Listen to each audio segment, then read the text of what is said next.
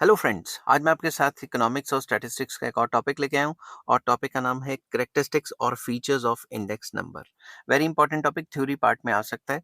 और इस चैप्टर को शुरू करने से पहले बता दूं कि इस चैप्टर के सारे लिंक्स आपको डिस्क्रिप्शन में मिल जाएंगे। चलिए शुरू करते हैं। In order to properly understand the term index numbers, it is essential to know its essential characteristics. अगर हमने इंडेक्स नंबर को अच्छे से समझना है तो ये काफ़ी ज़रूरी है कि हम इंडेक्स नंबर के फीचर्स, कैरेक्टरिस्टिक्स या फिर खासियत जो होती है इंडेक्स नंबर की, उसको अच्छे तरीके से पढ़ें या समझें।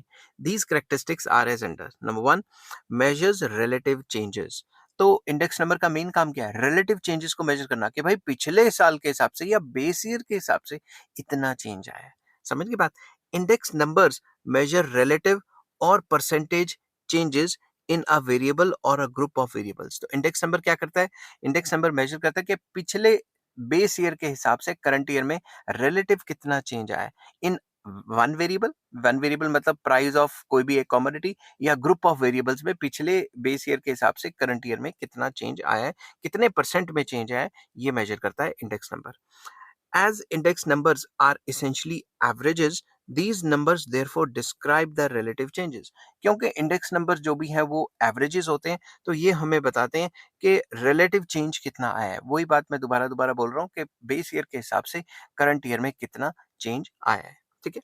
तो सेकंड पॉइंट आ जाता है क्वांटिटेटिव एक्सप्रेशन, क्योंकि जो भी इंडेक्स नंबर का जब भी हम आंसर निकालेंगे तो वो क्वांटिटी की टर्म्स में आएगा, क्वालिटी की टर्म्स में तो नहीं आएगा। Index numbers provide a precise measure of the quantitative changes in the concerned variable over time। कि एक बेस ईयर में और करंट ईयर में अगर हम देखें तो over the period of time कितना चेंज आया है किसी एक पर्टिकुलर चीज की वैल्यू में। लाइक प्राइस, तो बेस ईयर में प्राइस इतना था, करंट ईयर में प्राइस इतना था, तो क्वांटिटेटिवली ये बता देगा इंडेक्स नंबर कि इतने परसेंट चेंज आया है प्राइसेस में। For example, the index number of prices will tell us that prices have increased by 10% or 15% between the current year and the base year। तो हमें फॉर एग्जांपल प्राइसेस बता देगा कि बेस ईयर और current year में जो भी change आया प्राइसेस में 10% से 15% से 5% से जितने भी परसेंट से चेंज आया है वो हमें बता देगा इंडेक्स नंबर। तो बेसिकली क्वांटिटेटिव एक्सप्रेशन होगा, क्वांटिटी में बताएगा। ठीक है। थर्ड आ जाता है measures changes over a period of time. ये over the period of time में कितना चेंज आया है उसको मेजर करता है। Index numbers are generally use for measuring changes over a period of time, such as changes in the price index या consumer prices, industrial production, industrial raw material prices, wages, etc over two different time periods. तो index number हमें दो different time periods के बीच में compare करके बताता है कि भाई पहले से ज्यादा हुआ है ये वेरिएबल या कम हुआ है, क्वांटिटी की फॉर्म में बताता है। बी इट कंज्यूमर प्राइसेस के बारे में भी बता सकता है, इंडस्ट्रियल प्रोडक्शन या इंडस्ट्रियल रॉ मटेरियल या होलसेल प्राइसेस में क्या चेंज आया है, तो उसके बारे में बता सकता है। दो डिफरेंट टाइम पीरियड्स में प्राइसेस में या क्वांटिटी में कितना चेंज आया है ये बताता है। फोर्थ पॉइंट आ जाता है specialised average. Though index numbers are essentially averages. Index numbers तो आपको पता है एवरेजेस ही होते हैं।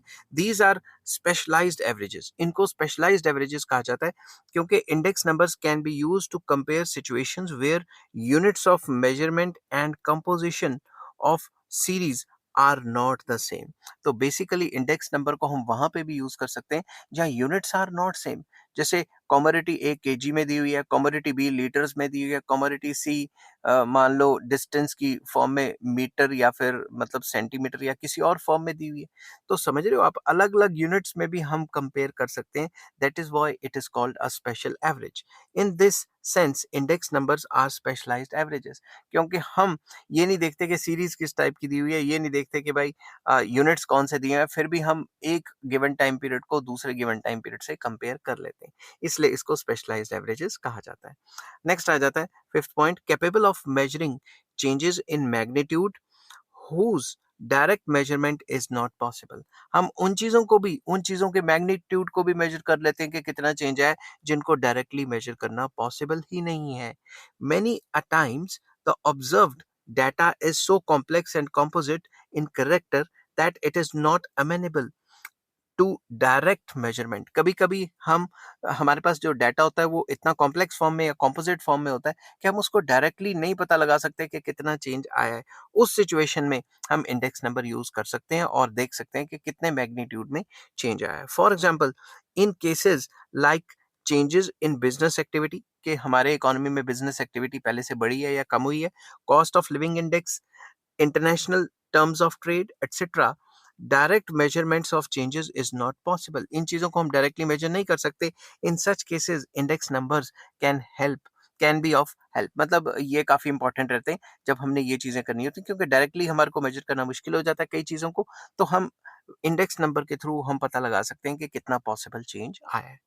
आई होप ये वीडियो आपको पसंद आई होगी। अगर पसंद आती है तो please like, share and subscribe. Next video में मैं लेके आऊँगा यूजेस और इम्पोर्टेंस ऑफ इंडेक्स नंबर। इस चैप्टर के सारे लिंक्स नंबर वाइज़ आपको इस वीडियो के डिस्क्रिप्शन में मिल जाएँगे। Take care, bye bye.